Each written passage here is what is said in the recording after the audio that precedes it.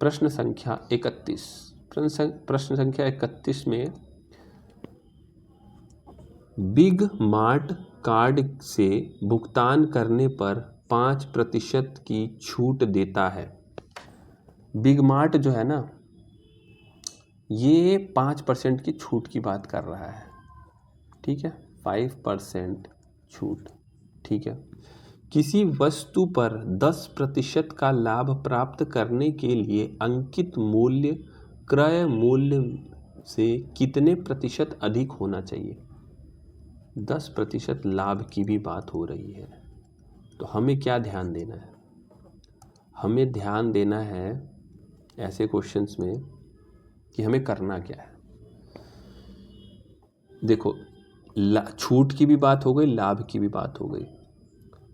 छूट और जब ये लाभ और हानि की बात आती है तो हमारे दिमाग में क्रय मूल्य, जिसको सीपी बोलते हैं, और विक्रय मूल्य, जिसको एसपी बोलते हैं, ये आता है।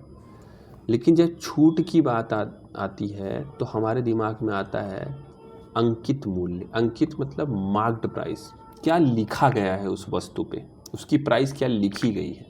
ठीक है, तो ये तीनों से जुड़ा हुआ है हमारा छूट और लाभ का कॉन्सेप्ट, पहली चीज़। दूसरी चीज़, अब हम क्या करते हैं ना, अब हम क्वेश्चन जैसा कह रहा है उसी के अनुसार हम केस बनाते हैं।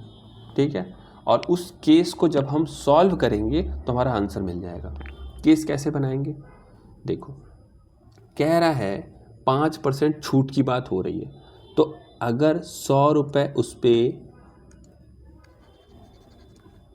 अगर 100 रुपये किसी वस्तु पे लिखी गई है तो 5% छूट दे रहा है, तो कितने का पड़ेगा?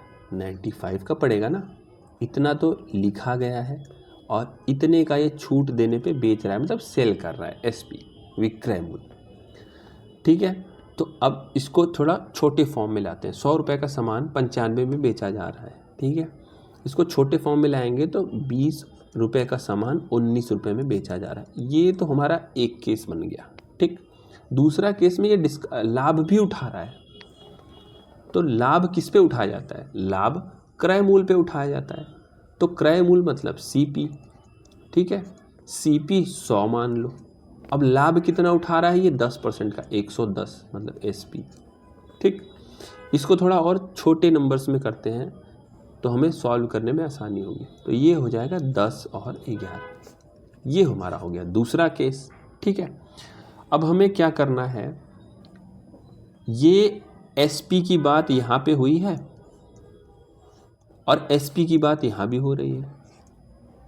अगर, और जैसा प्रश्न में दिया है उसी अनुसार हमने अपने अपने केस बनाए हैं। ठीक है, तो अगर ये दोनों एसपी हम बराबर कर दें तो हमारा एमपी और सीपी का रिश्ता पता चल जाएगा कि कितने नंबर पे एमपी एस और सीपी में कितने नंबर का अंतर आ रहा है,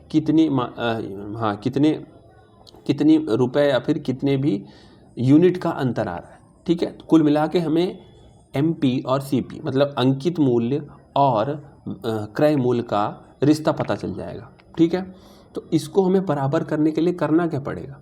इसको हमें बराबर करने के लिए करना पड़ेगा, यहाँ पे करना पड़ेगा, ये जो पहला है ना, इसमें हम करेंगे 11 का गुणा और इस वाले में हम कर देंगे 19 का गुणा। हमें बराबर करना है ना, तो 11 का गुणा जब करेंगे पहले वाले में तो इसमें हम कर रहे हैं 11 का गुणा, तो हमें क्या मिलेगा?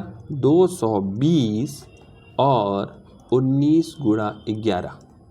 ठीक है, ये मिल गया। इस वाले में हम दूसरे में हम कर रहे हैं 19 का गुणा, तो हमें क्या मिलेगा? 119, 19 गुणा 11। ठीक है, पता चला।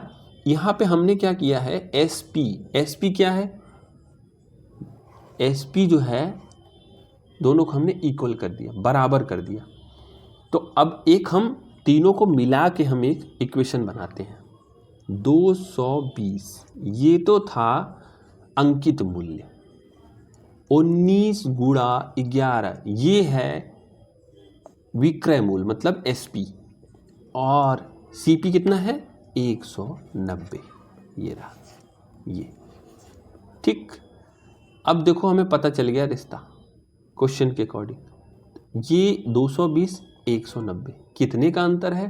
30 का अंतर है। मतलब 30 और कितना ज़्यादा है? ये अंकित मूल्य 119 190 से कितना ज़्यादा है? 30 ज़्यादा है।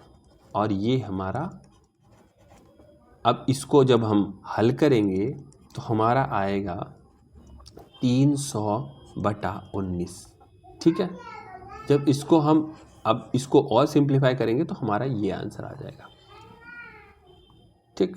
अब आ जाता 32 में है, एक कक्षा की परीक्षा में 5 छात्रों की प्राप्तांकों का औसत 39.2 है और उसमें से 3 के प्राप्तांकों का औसत 41 है। शेष 2 छात्रों के प्राप्तांकों का औसत ज्ञात कीजिए। देखो 5 छात्र हैं, उनका औसत 39.2 है, तो मतलब टोटल कितना होगा? कुल संख्या 5 की कितनी होगी? तो ये है, ये हो जाएगा 196। वहीं 3 छात्रों के प्राप्तांकों का औसत है 41, तो कुल कितना हो जाएगा? 41 × 3 और ये 123। तो अब पूछ रहा है कि 2 छात्रों के प्राप्तांकों का औसत, तो ये 3 का टोटल ये है, 3 का ये है, 2 का 5 का ये है, तो 2 छात्रों का प्राप्तांक, 2 छात्रों का प्राप्तांक कितना हो जाएगा? इन दोनों को माइनस करना है, तो ये आ जाएगा 4, ये आ जाएगा 3 और ये आ जाएगा 7। अब इनका पूछ रहा है कि 2 छात्रों के प्राप्तांकों का औसत करने के लिए भागा 2 कर देंगे हम, तो हमारी ये आंसर आ जाएगा। चलते हैं नेक्स्ट क्वेश्चन पे, क्वेश्चन नंबर 33। क्वेश्चन नंबर 33 है, 12 × 15, 15 × 21, 21 × 12 का HCF MSP। HCF क्या है? Highest common factor. मतलब वो फैक्टर जो कॉमन होगा और सबसे ज़्यादा कॉमन वाले फैक्टर। तो देखो इनको कैसे करते हैं ऐसे क्वेश्चंस को। 12 × 15 ये क्या हो जाएगा? इसको हम फैक्टर निकालेंगे। ठीक है। तो 12 का क्या हो जाएगा? 2 × 2 × 3। 15 का क्या हो जाएगा? 3 × 5। ठीक। वहीं अगर 15 × 21 जब देखेंगे तो इसका हो जाएगा 5 × 3 गुणे 21 है ना ये, तो 3 × 7 ये हो जाएगा। वहीं 21 का जब देखेंगे फैक्टर तो 21 का हो जाएगा 7 × 3 गुणे 3 × 2 × 2। अब इनमें से हाईएस्ट कॉमन, सबसे ज़्यादा कॉमन कौन से हैं फैक्टर? तो देखो 2, इसमें तो 2 है ही नहीं तो कैंसिल हो जाएगा। ये 2 जब इसमें है ही नहीं तो कैंसिल हो जाएगा। 3 3 3 तीनों में है, तो ये एक कॉमन मिल गया हमें। ठीक। फिर उसके बाद ये 3 3 3, तो ये भी एक कॉमन मिल रहा है हमें। ठीक है। अब 5 इसमें 5 नहीं है तो 5 भी कैंसिल। तो 3 और 3, तो इनके कॉमन फैक्टर कितने हो जाएंगे? HCF 3 × 3 जो कि 9 आ जाएगा। ठीक है, 9 आंसर हो जाएगा। चलते हैं अगले क्वेश्चन में, क्वेश्चन नंबर 34। क्वेश्चन नंबर 34 में है, जॉनी जनार्दन खेत में किसी कार्य को क्रमशः 6, 12 और 24 दिन में पूरा करते हैं।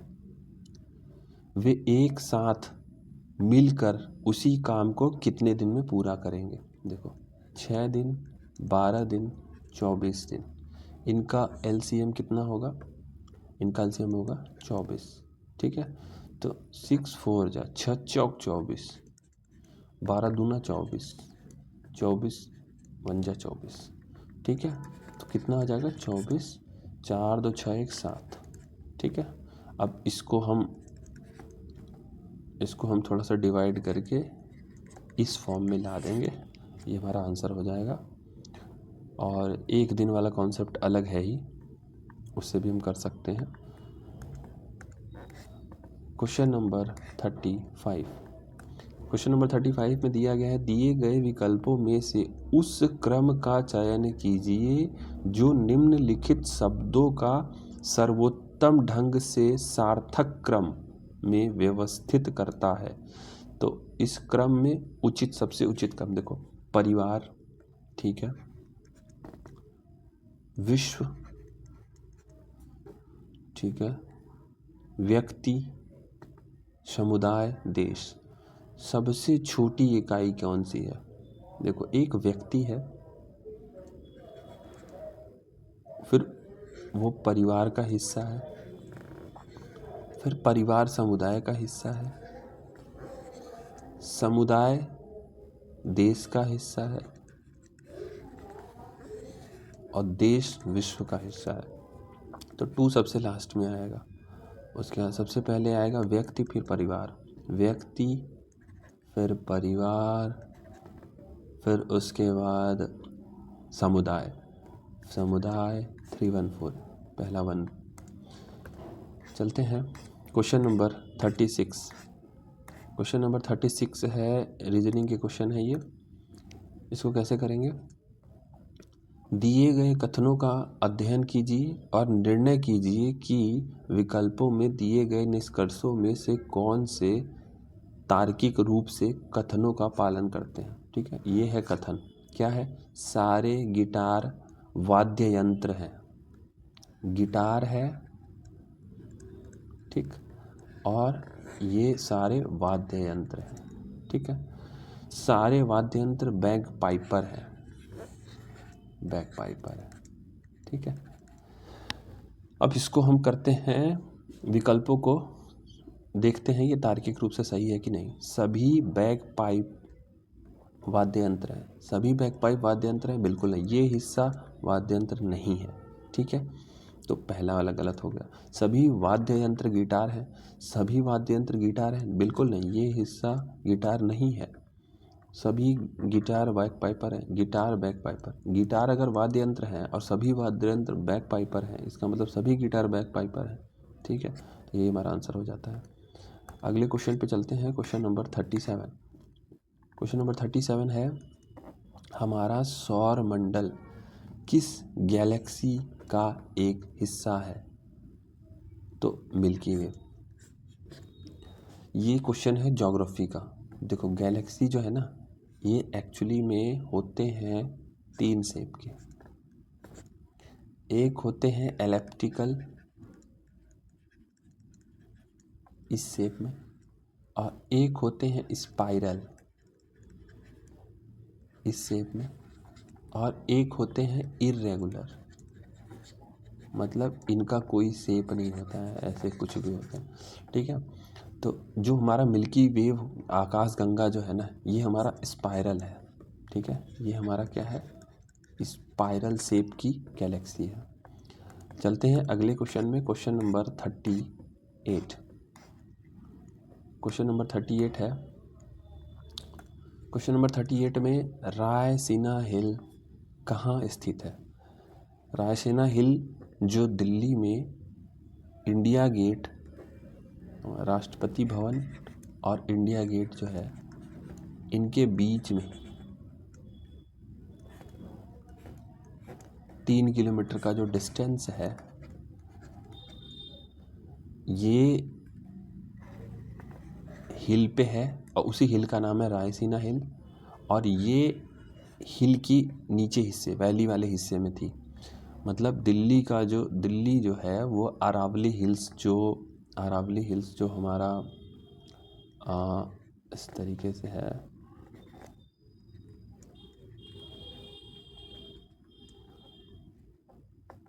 अरावली हिल्स यहाँ से फैल के, ये दिल्ली है समवेयर, यहाँ तक अरावली हिल्स फैली हुई।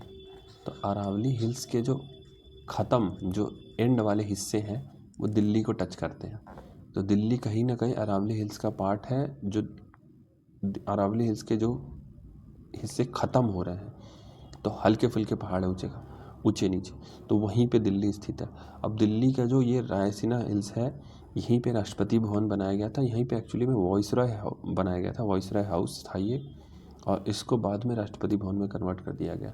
कहानी ये कही जाती है कि राष्ट्रपति भवन जो है, इसके अंदर जो सबसे ऊंची जो जहाँ पे वो बैठता था वहाँ पे एक कुर्सी लगी हुई थी, और जिस कुर्सी पे वो बैठता था तो ऐसा कहा जाता है नीचे दिखाने के लिए कि इंडिया गेट की जो हाइट है ना उसके पैर के इक्वल आती थी, उसके पैर के समान रहती थी।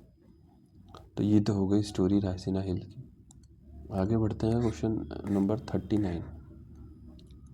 क्वेश्चन नंबर 39 में है, यदि एक विक्रेता अपने माल का अंकित मूल्य क्रय मूल्य से 20% अधिक रखता है, ठीक है, और 20% की छूट देता है, तो उसका प्रतिशत लाभ या हानि ज्ञात कीजिए। देखो, अंकित मूल्य 100 रुपये, मान लेते हैं अंकित मूल्य 100 रुपये।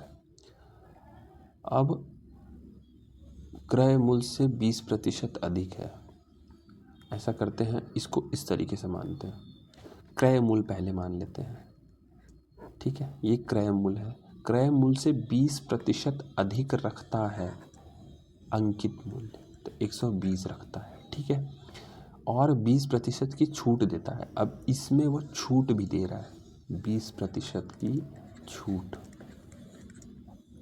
ये 20% अधिक रखा है, ठीक है, ये क्रय मूल्य है, ये अंकित मूल्य है, और यहाँ पे जो आएगा वो होगा विक्रय मूल्य, ठीक है।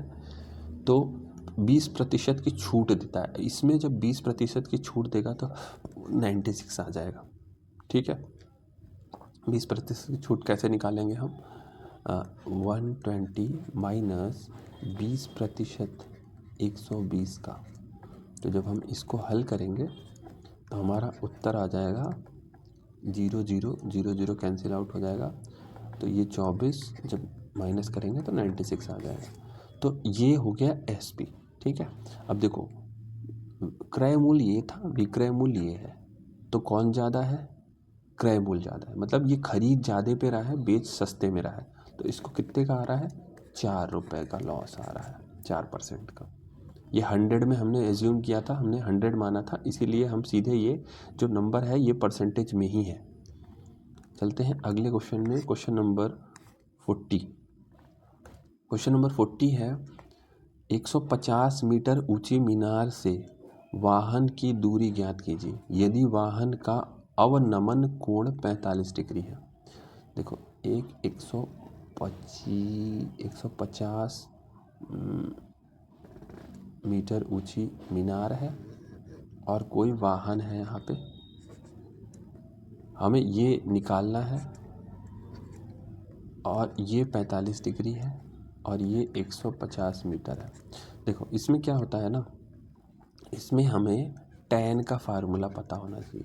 tan थीटा क्या होता है, परपेंडिकुलर बाई बेस। परपेंडिकुलर क्या है, थीटा, जो भी एंगल होगा ना उसके सामने वाला हिस्सा जिसको लंब बोलते हैं, तो वो हो गया परपेंडिकुलर, और आधार हो गया बेस, मतलब ये, ठीक है। अगर ये थीटा क्या है, 45 डिग्री दे दिया है, तो tan 45 बराबर P/B। 45 डिग्री क्या होता है, 1 होता है, इसका मतलब P बराबर B, मतलब आधार बराबर लंब होगा, तो ये अगर 150 है तो ये भी 150 ही होगा। आंसर आ गया हमारा। चलते हैं नेक्स्ट क्वेश्चन पे, क्वेश्चन नंबर 42। क्वेश्चन नंबर 42 में है, निम्नलिखित में से किसे 24 दिसंबर 2014 को भारत का सर्वोच्च नागरिक पुरस्कार भारत रत्न से सम्मानित किया गया। 2014, और ये पूछा जा रहा है 2021। क्या मतलब है, तो क्या तुक है इस क्वेश्चन का। बट ऐसे क्वेश्चन रैंडम आते रहते हैं, तो इसमें हम एलिमिनेट कर सकते हैं। मुरली मनोहर जोशी को अभी तक नहीं मिला है भारत रत्न। दीनदयाल उपाध्याय को नहीं मिला है।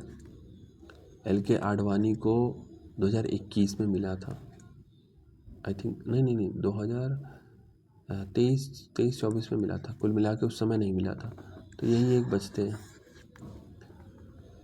इसको ऐसे ही क्वेश्चन कर सकते हैं इन क्वेश्चंस को। Question number 43। क्वेश्चन नंबर 43 है, थायरॉक्सिन के संश्लेषण के लिए कौन सा तत्व आवश्यक है। आयोडीन। ये बायोलॉजी का क्वेश्चन है। हार्मोन्स। ठीक है, चलते हैं आगे। क्वेश्चन नंबर इसमें थोड़ा सा ये देख लेते हैं। मैग्नीज। मैग्नीज क्या है, ओर है। आयरन, जिंक, आयोडीन का करते हैं। चलते हैं क्वेश्चन नंबर 44। क्वेश्चन नंबर 44 है, प्रोटियम में कितने न्यूट्रॉन मौजूद होते हैं। प्रोटियम।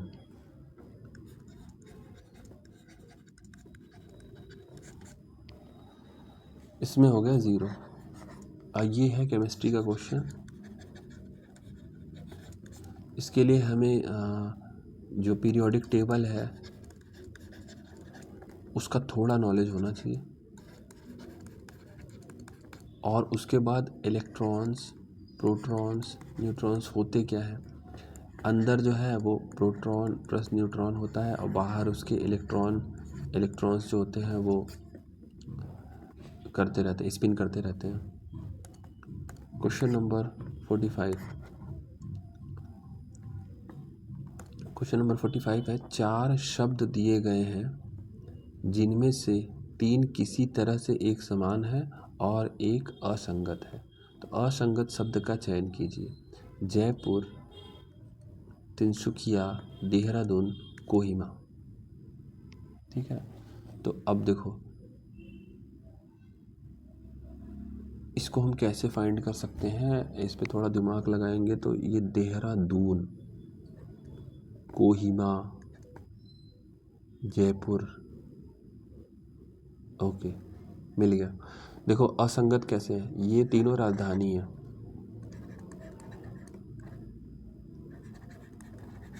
ठीक है, और ये राजधानी नहीं है। तिनसुकिया आसाम में है, ये राजधानी नहीं है। ये राजस्थान की जयपुर है, जयपुर राजस्थान की है।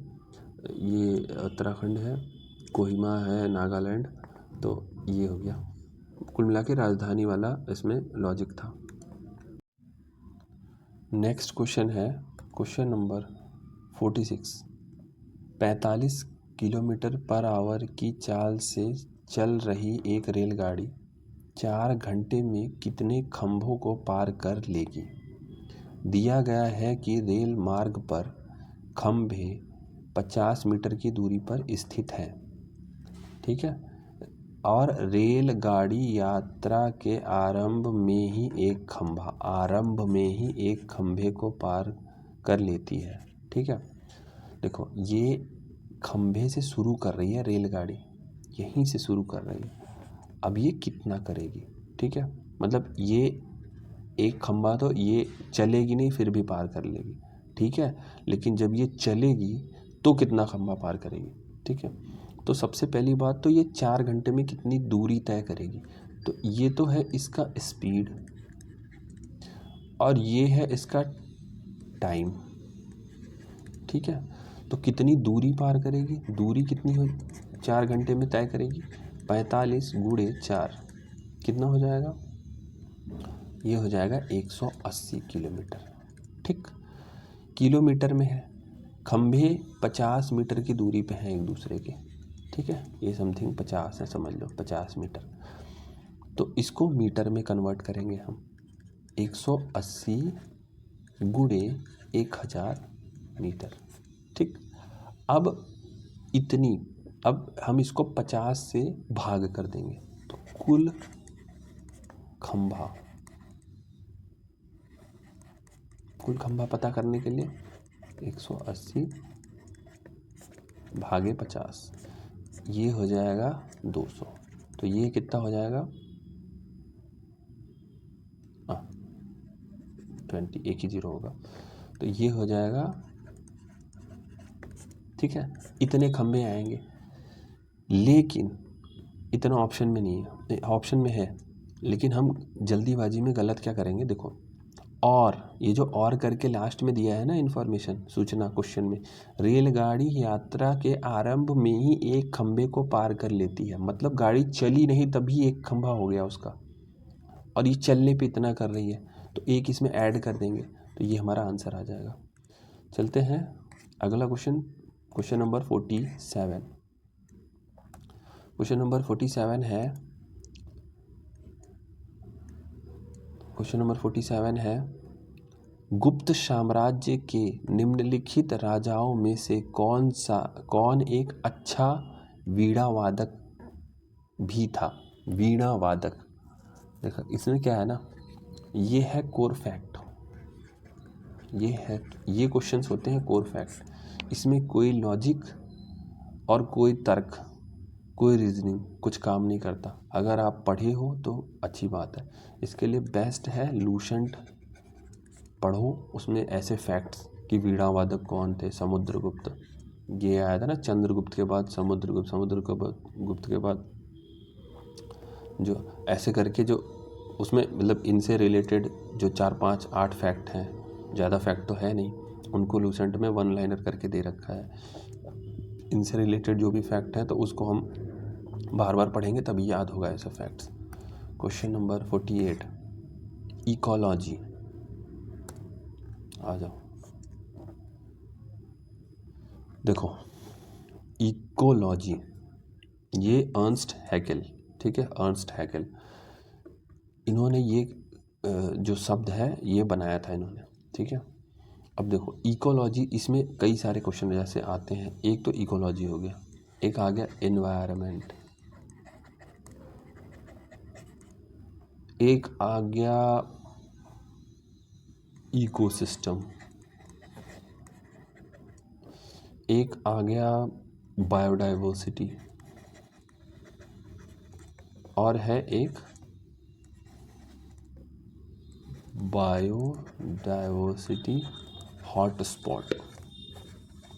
देखो जो इन्वायरमेंट के जो ऐसे वाले क्वेश्चन कुछ है ना, ये अक्सर आते हैं एग्ज़ामों में कि ये वर्ड किसने गढ़ा, ठीक है।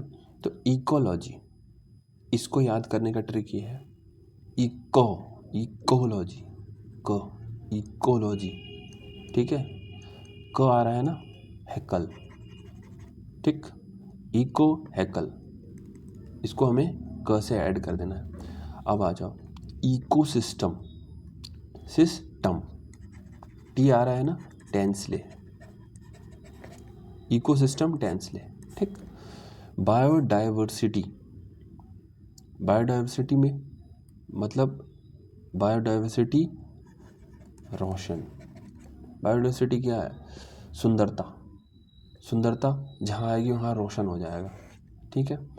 बायोडाइवर्सिटी हॉटस्पॉट, नॉर्मन मेयर, ठीक है। बस हॉटस्पॉट वाले थोड़े ऐड, ये इनके तालमेल नहीं बन रहा है, बायोडाइवर्सिटी हॉटस्पॉट में नॉर्मन मेयर। बाकी जो है बायोडाइवर्सिटी मतलब क्या होता है, सुंदरता, जहाँ पे बहुत खिले खिले हरियालियाँ हो तो वहाँ पे रोशन हो जाएगा। टेंस इकोसिस्टम, टेंसले, और हैकेल इकोलॉजी हैकेल, क, ठीक है। ये हो गया इनके ट्रिक्स, और ये क्वेश्चन आते हैं, फिर से आएंगे, ये एनवायरनमेंट के हॉट क्वेश्चन है। आते हैं अगले क्वेश्चन पे, क्वेश्चन नंबर 49। क्वेश्चन नंबर 49 है, अस्पतालों से निकलने वाले जैविक कचरे के निपटान का सबसे अच्छा तरीका ये है भस्मीकरण, इंसिनरेशन, ठीक है। मतलब कि इसको क्या करते हैं ना, लैंड में हम अंदर घुसा के उसको ऊपर से ढक के फिर उसके बाद ये करते हैं भस्मीकरण, ठीक है।